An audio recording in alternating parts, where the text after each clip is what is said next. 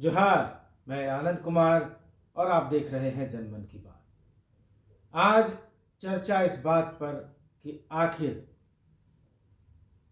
Mic बंद करके, प्रसारण बंद करके और संसद स्थगित करके और विपक्ष की आवाज़ दबा करके सरकार क्या हासिल करना चाहती है। चर्चा करेंगे झारखंड की भी कि क्यों आखिर सरयू राय जो निर्दलीय विधायक हैं वे स्वास्थ्य मंत्री को बर्खास्त करने की मांग कर रहे हैं और क्यों कर रहे हैं कि झारखंड का स्वास्थ्य विभाग छुट्टा साड़ हो गया है और मुख्यमंत्री आखिर ऐसी स्थिति क्यों बर्दाश्त कर रहे हैं। और फिर बात करेंगे उत्पाद नीति की और बीजेपी ने आरोप लगाया है कि सरकार शराब नीति के नाम पर अराजकता फैला रही है और इसमें भारी घोटाला हुआ है।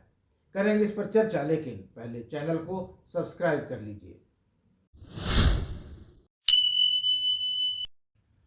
आज विपक्ष मांग कर रहा था कि राहुल गांधी को संसद में बोलने दिया जाए।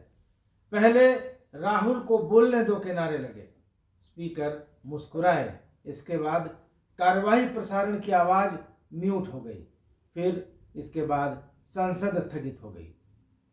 यह करके सरकार ने राहुल गांधी के आरोपों को सच साबित कर दिया है।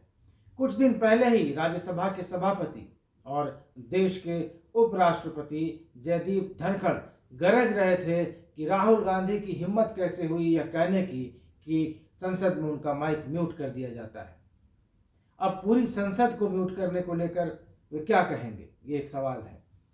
सरकार ऐसा करके राहुल गांधी को तो सच साबित कर ही रही है, साथ ही वह दुनिया को भी बता रही है कि अब हमारे यहाँ भारत में लोकतंत्र का जो पर्दा था, भले ही वो महीन था पर पर्दा था, लेकिन अब वो भी नहीं बचा। अब तक राहुल गांधी कह रहे थे कि संसद में हमारा माइक बंद कर दिया जाता है, तो सरकार के लोग कह रहे थे, बीजेपी के लोग कह रहे थे कि राहुल झूठ बोलकर संसद का अपमान कर रहे हैं। आज जो हुआ उस पर वे क्या कहेंगे। आखिर राहुल गांधी के भाषण को कार्रवाई से हटाकर प्रसारण को म्यूट करके और संसद स्थगित करने से देश दुनिया में भारत की क्या छवि बन रही है, क्या संदेश जा रहा है, इस पर विचार करने की जरूरत है। इस पर विचार कीजिएगा। अब आते हैं झारखंड की तरफ। क्या झारखंड सरकार का स्वास्थ्य विभाग छुट्टा सांड हो गया है? क्या हेल्थ डिपार्टमेंट मुख्यमंत्री हेमंत सोरेन से भी ऊपर है? और क्या यह सच है कि मुख्यमंत्री और मुख्य सचिव के तबादलों के संबंधित फाइल मांगने के बावजूद स्वास्थ्य विभाग फाइल न तो मुख्यमंत्री के पास भेजता है न मुख्य सचिव के पास? और सरयू राय ऐसा क्यों कह रहे हैं कि आखिर मुख्यमंत्री क्यों ऐसी स्थिति बर्दाश्त कर रहे हैं और क्यों नहीं वो स्वास्थ्य मंत्री बन्ना गुप्ता को मंत्रिमंडल से बर्खास्त करते हैं? सरयू राय झारखंड विधानसभा के बजट सत्र में लगातार दूसरे दिन स्वास्थ्य मंत्री और स्वास्थ्य विभाग पर हमलावर रहे।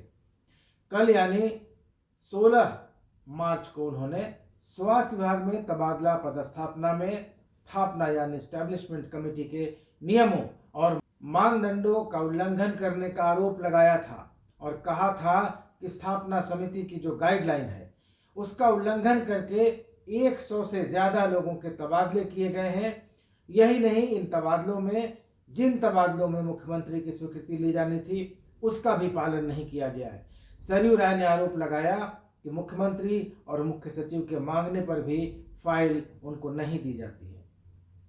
मंत्री बन्ना गुप्ता ने जब जवाब में कहा कि फाइल मुख्यमंत्री के पास भेजी गई है, तो मुख्यमंत्री के सामने भरे सदन में सरयू राय ने चुनौती दी मंत्री को कि अगर ऐसा है तो मंत्री साबित करके दिखाएं कि फाइलें मुख्यमंत्री के पास भेजी गई हैं।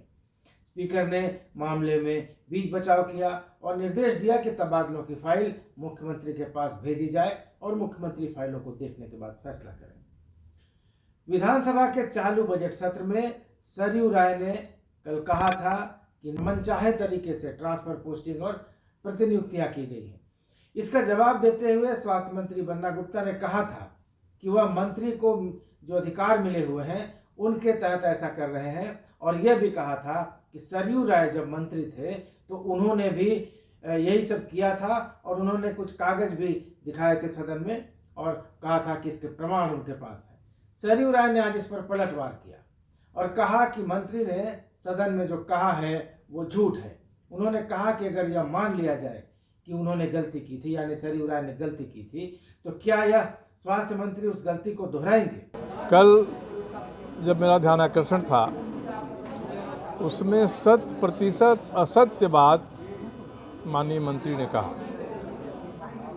और मैं कहते रह गया विधानसभा अध्यक्ष से कि सही उत्तर दिलवाइए। उन्होंने कहा क्या कि जब मैं मंत्री था तब मैंने भी ट्रांसफ़र पोस्टिंग में इसी तरह की अनियमितता की थी। इसका मतलब क्यों मान रहे हैं कि उन्होंने अनियमितता किया है? यदि मैंने कोई अनियमितता किया तो आधार नहीं बनती है स्वास्थ्य मंत्री के लिए अनियमितता करने की। मैं आज पत्र भेज रहा हूँ स्पीकर को कि वे सारे दस्तावेज मंत्री महोदय को सदन के पटल पर रखने का आदेश दें, जिसके आधार पर उन्होंने कहा था कि मैंने अपने कार्यकाल में ट्रांसफ़र पोस्टिंग में अनियमितता की है, कि मंत्री से इसका स्पष्टीकरण दिलवाइए।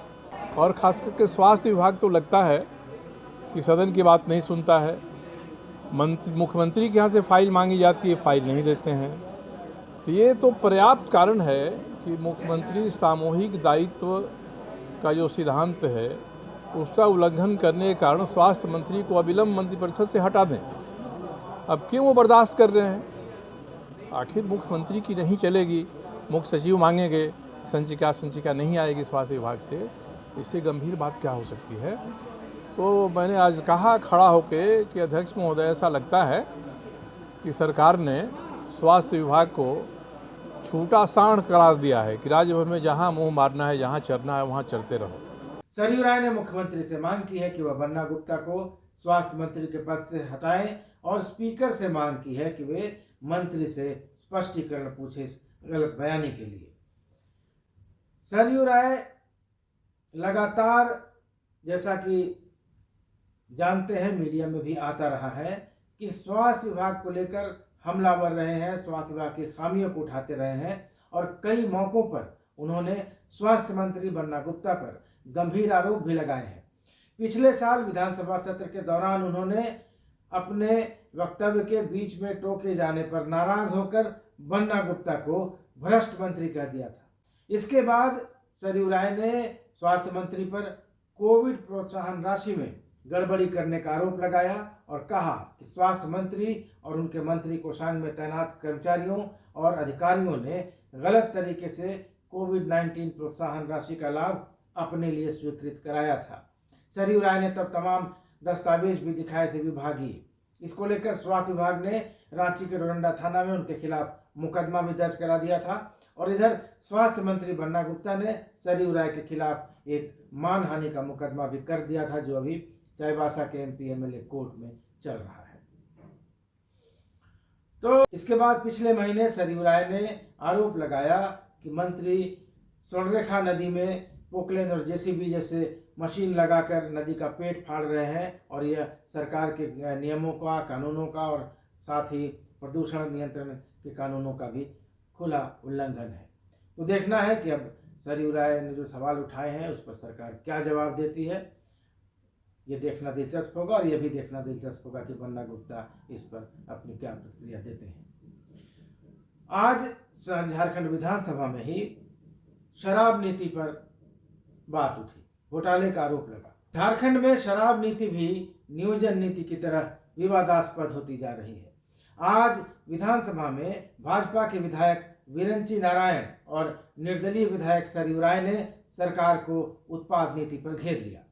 राजस्व लक्ष्य घटाने को लेकर उत्पाद एवं मद्य निषेध विभाग के प्रभारी मंत्री मिथिलेश ठाकुर को कहना पड़ा कि उनके पास इसकी जानकारी नहीं है। दरअसल प्रभारी मंत्री एक सवाल के जवाब में कह रहे थे कि सरकार 2000 करोड़ का जो लक्ष्य है उत्पाद और मद्य निषेध विभाग का राजस्व लक्ष्य, उसको पूरा करके रिकॉर्ड बनाएगी। इस पर सरयू राय ने पूछ लिया कि लक्ष्य तो 2500 करोड़ का था, तो क्या सरकार ने लक्ष्य को घटा दिया है?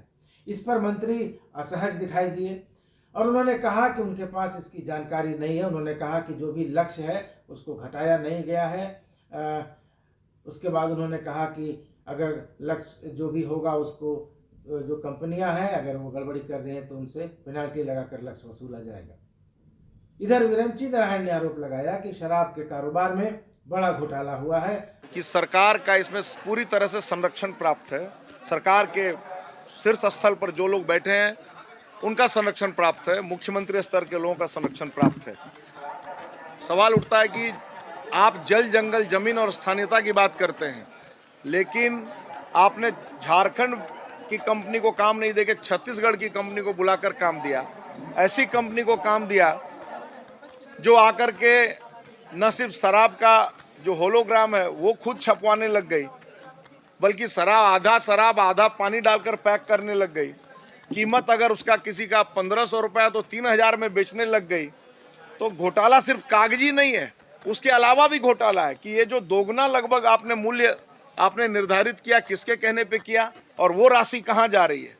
इसलिए आंकड़ा सिर्फ ये जो 690 करोड़ रुपया कम राजस्व का मामला नहीं है, ये अगर घोटाला पकड़ा जाएगा तो हजारों करोड़ में होगा। और जैसे मनीष सिसोदिया जी आज जेल की चक्की पीस रहे हैं, झारखंड में भी बड़े बड़े लोग जेल की चक्की पीसेंगे। और मैं तो कहता हूं, उनको एक सुझाव देता हूं कि होटवार जेल में जाकर बढ़िया से कमरा एक अच्छा बनवा लें, साफ सुथरा करा लें, ताकि आपके दिन आराम से कम वहाँ कटे।